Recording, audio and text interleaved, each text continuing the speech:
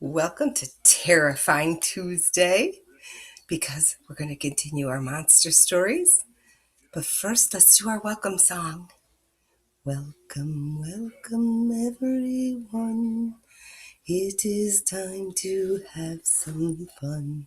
First, we'll put our coats away. Then we'll start our busy day. Welcome, welcome, everyone. I'm so glad that you have come. Our story today is called The Monster Who Ate My Peas by Danny Schnitzlein.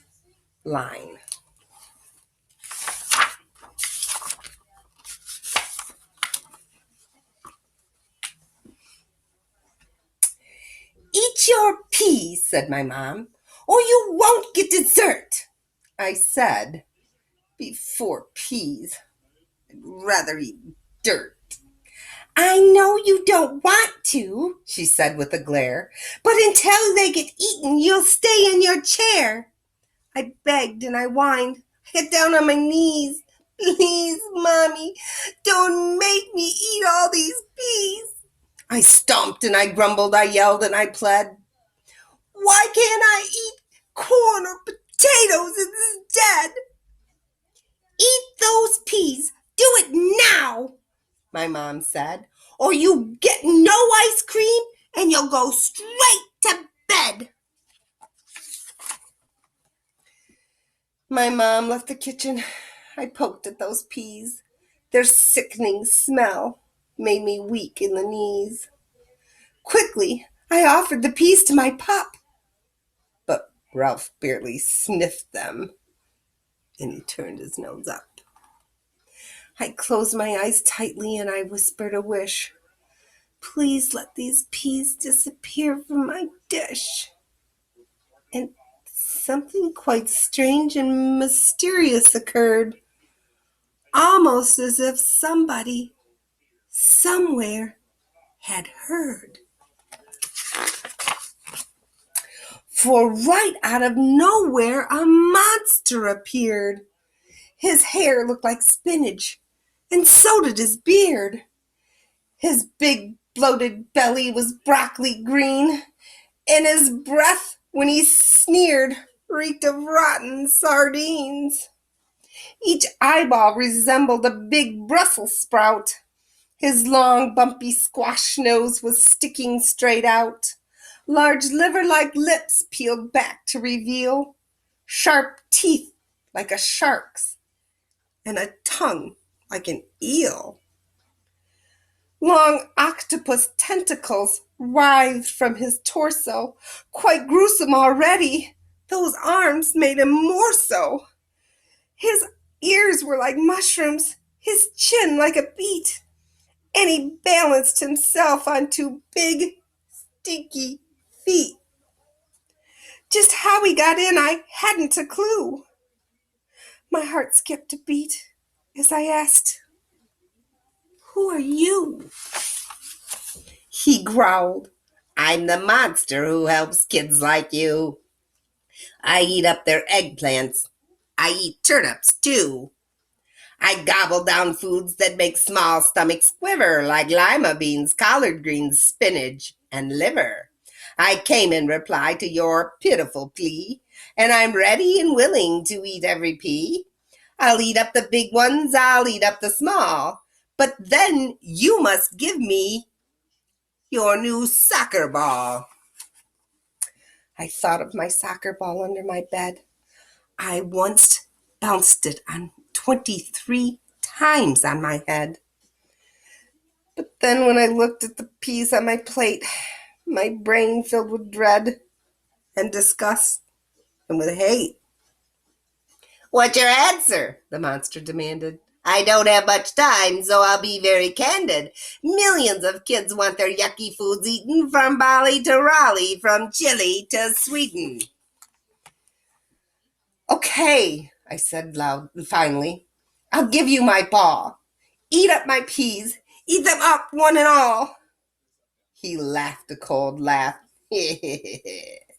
as he picked up each pea and he swallowed them down individually.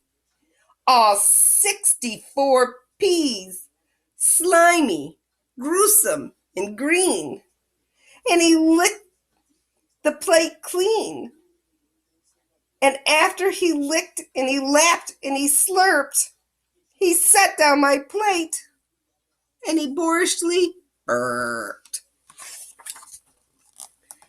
Then, just as my mother came back in the room, he vanished. No trace, with a sound that went boom. Mom looked at my plate and she shouted with glee, "You did it! You ate each and every pea!"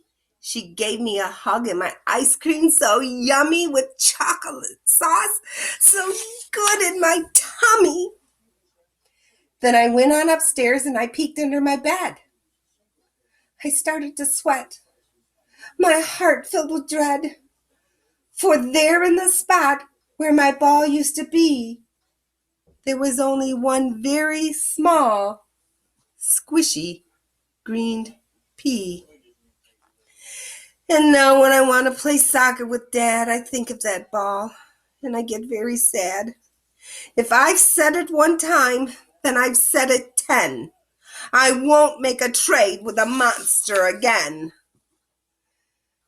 Not long after that, we had peas with our meal.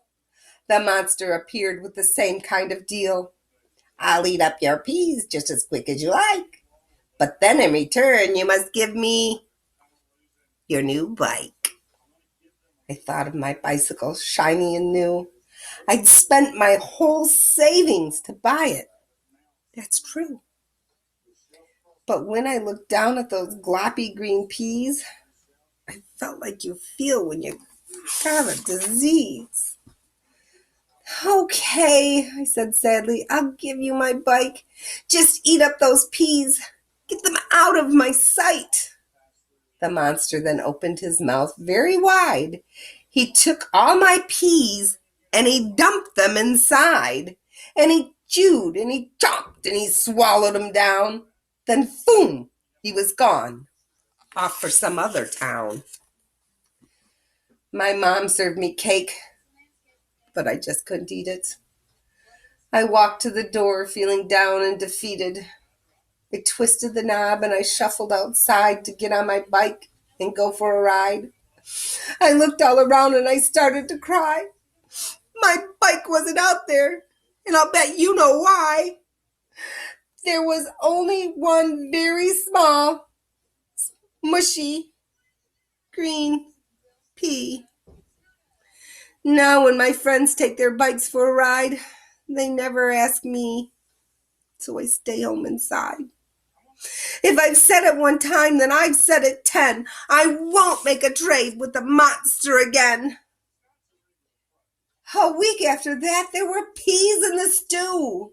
The monster showed up like he always would do. The words that he said made my whole body freeze. "Give me your puppy, and I'll eat all your peas." I looked down at Ralph. He gazed up at me. I looked at my plate, at each ghastly green pea. "Come on," growled the monster. "I'm already late. Just give me your dog and I'll finish your plate." I looked at those peas and I just about gagged. I looked back at Ralph. His scruffy tail wagged. My pup put his cold little nose on my knee. I reached for my fork and I speared a small pea. I opened my mouth and I scrunched up my eyes. The pea touched my tongue, and I got a surprise. That pea didn't taste like I thought that it would. I had to admit it. That pea tasted good. I picked up another and chewed it and swallowed. Each pea tasted better than those that had followed. I ate every pea till there wasn't a trace, and Ralph thanked me kindly by licking my face. I turned to the monster, that grumpy old guy, to say, I don't need you, and tell him goodbye. But right in the spot where that monster had stood was only a pea, and it tasted quite good. And now there's not one single food I won't try. If others can eat it, well, then so can I. I'm happier now than I ever have been, and I never will trade with a monster again. I love that story. You have a terrific, not terrifying Tuesday, and we'll see you on Wednesday.